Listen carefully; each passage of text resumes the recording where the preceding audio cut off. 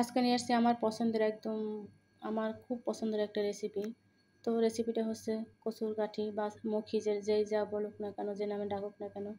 তো আমরা কচুর মুখী বা ছড়া যেটাই একটা বললেই হলো। তো আমরা ছড়া বলি, মুখী বলি। তো এটা দিয়ে আমি ইলিশ মাছ দিয়ে আজকে রান্না করব। আমার খুবই পছন্দের একটা রেসিপি, যাই হোক। তো এবার এই তো দিয়ে দিলাম চুলায় প্যান দিয়ে প্যানটা গরম হয়ে গেলে দিয়ে দিলাম সরিষার তেল।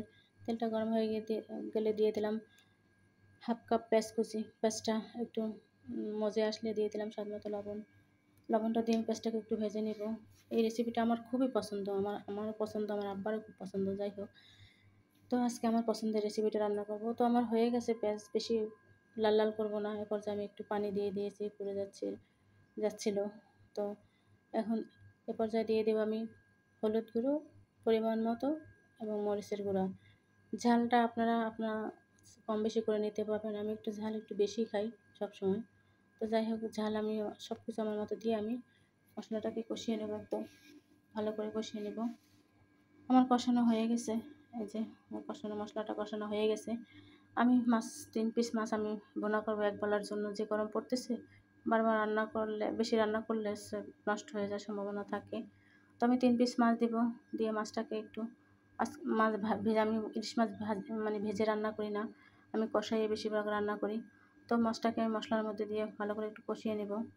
তো আমার এক পাশ কষানো হয়ে গেছে, উল্টে দিব। তো উল্টাই দিয়ে আমার 2 পাশ কষানো হয়ে গেছে। এবার মাছটাকে আমি তুলে রাখবো একটা পাত্রে, তুলে নিব। এই যে আমি একে একে মাছ 3 পিস উঠে রাখলাম এই যে পাত্রে। যে আমার উঠানো হয়ে গেছে।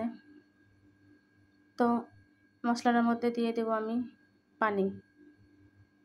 পানি দিব। পানি দিয়ে পানিটা গরম হওয়া পর্যন্ত অপেক্ষা করব। মশলাটা একটু ভালো করে মিশিয়ে নেড়েচেড়ে দিব। পানিটা গরম হওয়া পর্যন্ত আমি অপেক্ষা করতেছি। আর কচুর ছড়াগুলো আমি এভাবে কেটে নিয়েছি, একটু চ্যাপ্টা চ্যাপ্টা করে। এভাবে খেতে আমার খুব ভালো লাগে। তো পানিটা গরম হয়ে গেলে আমি কচুর ছড়াগুলো দিয়ে দিব। আমি কচুর ছড়াগুলো কষাবো না, কষালে একটু ল্যালপা ল্যালপা হয়ে যায় বেশি। ও তো দেখতেও ভালো লাগে না, খেতেও ভালো লাগে না। তো এ পর্যায়ে গরম পানির মধ্যে দিলে কিছুটা হলেও ল্যালপাটা কম থাকে। তো হচ্ছে, বলক হয়ে গেছে প্রায় 10 মিনিট পরে আমি মাছগুলো দিয়ে দিলাম। মাছগুলো দিয়ে ঢাকা দিয়ে দিলাম। তো আমি ঢাকনা তুলে একবার দেখব। এই যে একটু পানি বেশিই দিয়েছি, যেহেতু কচুর গাঠি সিদ্ধ হতে সময় লাগবে। তো আবার তুলে দেখলাম এই অবস্থা। যাই হোক, ফাইনালি হয়ে গেল আমার কচুর মুখী দিয়ে ইলিশ মাছ রান্না। তো আসলে